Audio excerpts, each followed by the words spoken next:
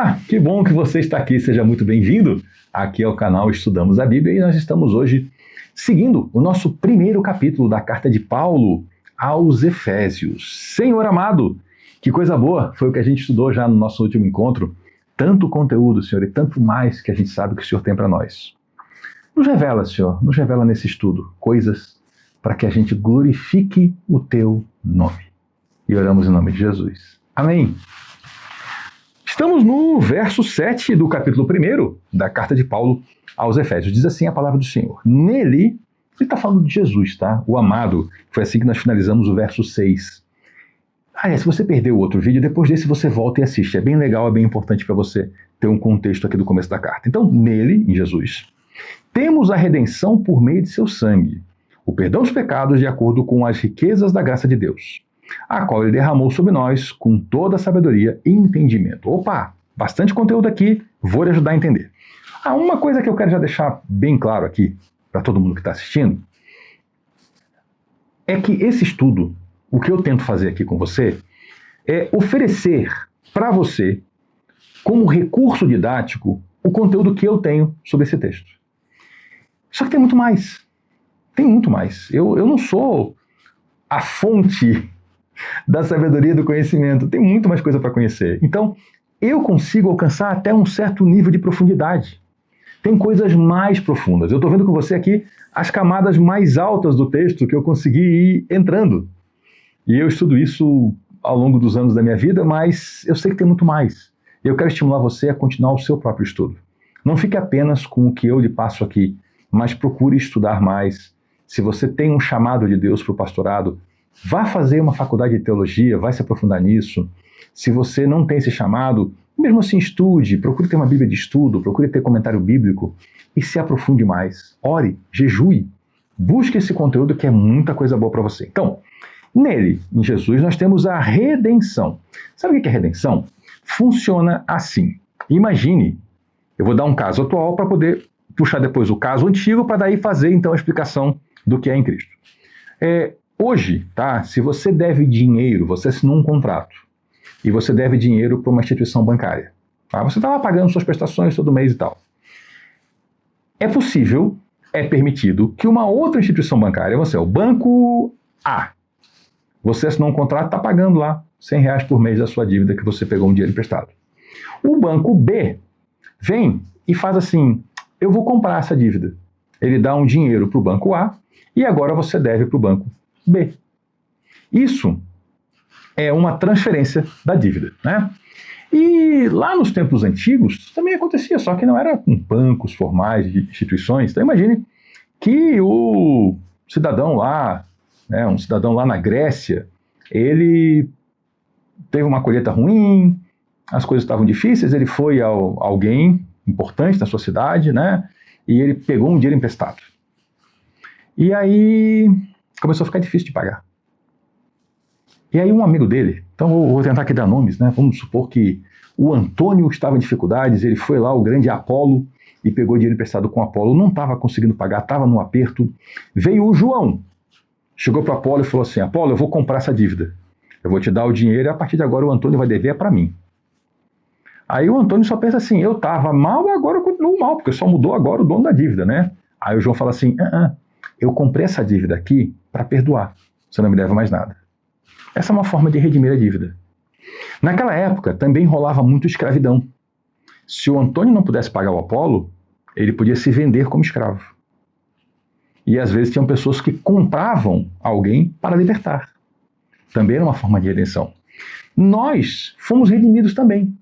Porque a nossa escravidão é de outra natureza. E a nossa dívida é impagável. A nossa escravidão é do pecado. O ser humano se escraviza ao pecado. E a dívida que o ser humano tem por pecar, porque todo pecado é contra Deus, é uma dívida impossível de pagar. Aí vem Jesus, verte o seu sangue precioso na cruz e fala assim, ei, eu paguei a sua dívida com Deus. Eu estou libertando você dos seus pecados, dessa escravidão. Só que, eu vou aqui fazer uma metáfora, tá? É como se fosse, não uma metáfora não, só um exemplo, né? Como se fosse assim uma prisão que tem uma porta com grades e Jesus viesse com a chave abrisse a porta e dissesse: você está livre. Só que ele não arranca a gente lá de dentro e empurra para fora. A gente tem que caminhar. Então muitas e muitas pessoas decidem continuar na escravidão. Muitas e muitas pessoas recebem esse anúncio do perdão dos pecados e da libertação, da remissão, e não fazem proveito disso. Escolhem o caminho do mal. Escolhem rejeitar o Filho de Deus. Aí é com elas. Nele nós temos a redenção por meio de seu sangue, o perdão dos pecados, de acordo com as riquezas da graça de Deus.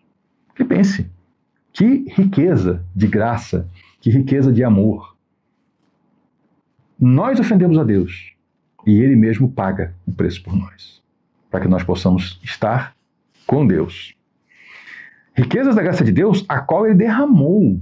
Ele derramou essa graça sobre nós com toda a sabedoria e entendimento. A figura aqui é como se Deus pegasse, como se a graça fosse um líquido num vaso e Ele despejasse sobre nós. Como se Ele nos encharcasse com essa graça. Não é algo que é entregue como pequenas moedas. Não é algo que é aspergido, né? Essa figura é muito forte no Antigo Testamento, a aspersão, quando eles faziam um certo rito lá, se pegava uma planta, né, e usava ela como se ela fosse um pincel, e se molhava no sangue e se lançava, então se aspergia. Tinha ocasiões que era com sangue, tinha ocasiões que era com água, com gotas caíam. Não. Aqui a graça ela é derramada sobre nós, com toda a sabedoria e entendimento. Toda a sabedoria e entendimento, sim. Existe à disposição dos cristãos sabedoria e entendimento. Veja que nós temos aqui a Bíblia Sagrada, e eu e você estamos estudando juntos. No momento que eu gravo esse vídeo, são mais de 4 anos de canal, são mais de 700 vídeos. E isso aqui é apenas um dos formatos possíveis de você estudar a Bíblia. Você pode estudar na sua comunidade, com seus amigos, sozinho, de inúmeras maneiras.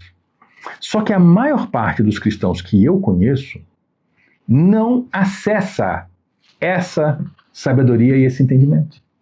A maior parte dos cristãos que eu conheço tem Bíblia, mas não aproveita esse conteúdo. Gente que está, inclusive, envolvida com o ministério e que não está estudando a Bíblia. Se contenta com o que já sabe. Enquanto que existe aqui um mar com toda a profundidade para a gente mergulhar e ter sabedoria e entendimento na palavra de Deus. E mais, verso 9. E nos revelou o mistério da sua vontade. Então, havia algo na vontade de Deus que não era conhecido, era um mistério, e que foi revelado. De acordo com o seu bom propósito, veja que sempre é bondade, sempre é amor, né? Por isso que eu insisto nessa clareza que você tenha de que Deus escolheu você para a salvação e que você deve abraçar a salvação para que isso lhe tenha proveito. De acordo com o seu bom propósito que Ele estabeleceu em Cristo, isso é, de fazer convergir em Cristo. Sabe o que é convergir? É quando tudo vai se juntando e apontando na mesma direção. Isso é convergir. Tá? Imagine um monte de gente caminhando assim pela rua, e aí, de repente, o pessoal está na rua numa praça, e aí estão esperando o horário para abrir as portas da igreja, para entrar, para depois começar uma celebração. Estou aqui fazendo essa figura porque eu gosto dessas figuras antigas, né? Toca o sino. E o pessoal sabe, a porta está abrindo. E aí todo mundo começa a caminhar para a porta da igreja. Isso é, estamos convergindo. Aqui, o autor sagrado, Paulo, fala que o bom propósito de Deus, estabelecido em Cristo, é fazer convergir em Cristo todas as coisas, celestiais ou terrenas. Ou seja, toda a existência, na dispensação da plenitude dos tempos. Dispensação, dispensar alguma coisa. É uma figura que hoje a gente conhece mais da farmácia, né? Quando a gente vai na farmácia e aí é dispensado um medicamento, né? É entregue mediante uma prescrição um medicamento para que a gente possa adquiri-lo.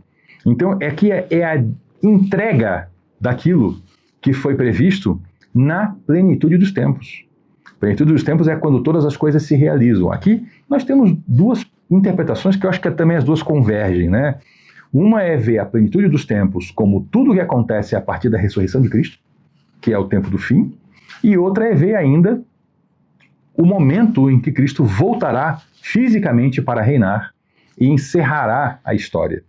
Então a gente pode ver esses dois momentos convergindo como sendo a plenitude dos tempos. Então, Deus tem um bom propósito, fazer tudo celestial ou terreno convergir em Cristo, na entrega perfeita dessas coisas, na plenitude dos tempos. Nele, fomos também escolhidos, tendo sido predestinados. De novo aqui essa importante palavra que eu já volto para ela.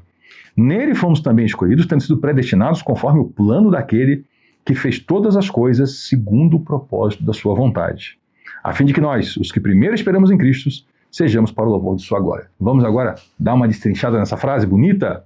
Nele, em Cristo, né? Em Cristo nós fomos também escolhidos, ou ainda feito herdeiros, né?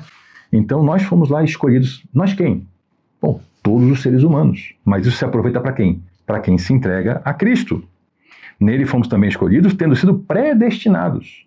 Veja que Deus, desde antes de formar o mundo, nós vimos no começo do capítulo, ele escolheu, ele decidiu que ele abriria as portas para que todas as pessoas convergissem em Cristo para ele.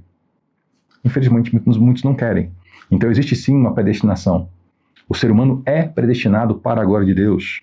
Conforme essa predestinação, o plano daquele que fez todas as coisas segundo o propósito da sua vontade. Ou seja, Deus criou tudo com uma finalidade. A finalidade é atender à vontade dele. Tudo foi criado para ser bom. Se você ler o Gênesis, a cada dia da criação, no começo do Gênesis ali, Deus cria, e depois o que é dito? Que Deus viu que era tudo muito bom, porque era criado segundo a sua vontade. A fim de que nós os que primeiro esperamos em Cristo, sejamos para o louvor da sua glória. Aqui, Paulo está falando daquela primeira geração de cristãos, né? Que eles sejam para louvor da glória. E é claro que isso também se aplica a nós, que nós também sejamos para louvor da glória de Deus, nós os que também esperamos em Cristo. Vamos nos juntar aqui a esses primeiros, né? Quando vocês ouviram e creram na palavra da verdade, o evangelho que os salvou, vocês foram selados em Cristo com o Espírito Santo da promessa, que é a garantia da nossa herança até a redenção daqueles que pertencem a Deus, para o louvor de sua glória. Então vamos lá. Eu e você. Eu estou aqui presumindo que você já entregou sua vida a Jesus. Se você não entregou ainda, faça isso hoje. Mas vamos lá. Você está aqui ouvindo o anúncio da palavra de Deus. Então, quando nós ouvimos e nós cremos na palavra da verdade, não basta ouvir, tem que crer. O evangelho que nos salvou, a palavra da verdade é o evangelho. O evangelho não é só Mateus, Marcos, Lucas e João. Esses são os evangelhos no sentido de biografias de Cristo. O evangelho é toda a boa notícia que está na Bíblia toda, né? A boa notícia da salvação. Então, quando nós ouvimos e cremos na palavra da verdade, desse evangelho que nos salvou, nesse momento, isso aqui é muito importante, muito importante. No momento que nós ouvimos e cremos, nesse momento, nós recebemos um selo. No comércio antigo, para definir que um produto era puro, era original, imagine, por exemplo, um barril com algum material, grãos, farinha, o que você quiser imaginar, que pudesse ser adulterado. O que se fazia lá na origem? Se colocava um selo. E o selo íntegro, quando chegava no destino, a pessoa conferia, opa, o selo está íntegro. Isso indica que isso aqui é material original, puro, que não foi adulterado. Quando eu e você cremos, nós recebemos um selo também. Algo que nos garante. Algo que garante o nosso conteúdo. Que selo que é esse? O Espírito Santo da promessa. Espírito, uma palavra em grego, pneuma, que significa também vento, sopro. Por isso que muitas vezes aparecem essas figuras, né? O vento sopra onde quer, assim é quem é nascido do Espírito. Isso quer dizer que o Espírito sopra onde quer, assim é quem é nascido do vento, né? Vento, Espírito aqui é uma palavra só, a ideia de sopro, de fôlego. Nós fomos selados com o Espírito Santo. Sim, a terceira pessoa da Trindade, Pai, Filho e Espírito Santo. O Espírito Santo da promessa. Ele é a garantia da nossa herança. Nós não fomos adotados? Adotados por Deus? Mediante o sangue de Cristo? Então, como filhos, temos uma herança também. E qual é a garantia que a gente vai receber essa herança? É algum testamento? Não, é um selo colocado em nós, que é o próprio Espírito Santo da promessa. É garantia até a redenção daqueles que pertencem a Deus. Porque vai chegar um momento em que a minha história nessa terra vai terminar. A sua também. Talvez seja o momento em que toda a história termine, não sabemos. Mas certamente vai terminar. Para a pessoa que morre, ali é o seu momento final nessa terra. E aí ela vai ter, então, a sua redenção daqueles que pertencem a Deus, para o louvor da glória de Deus. Claro que haverá um momento, que a gente chama de momento escatológico, né? Momento do fim, onde haverá redenção total, sim, mas para cada pessoa que parte desse mundo já tem o seu momento, né, de encerramento da sua história. Então veja que Paulo está falando aqui à comunidade de Éfeso, deixando muito claro que o Espírito Santo é entregue no momento em que a pessoa crê. Não é depois. É na hora que ela crê. Isso aqui é importante porque tem confusão, tem ensino errado. Tem gente falando de cristão que não tem o Espírito Santo. Isso não existe. Todo cristão tem o Espírito Santo. Eu já ouvi, já veio pessoa conversar comigo, cristão, me questionando, assim, pedindo uma ajuda, né? Por que que ela não havia ainda recebido o Espírito Santo? Como assim?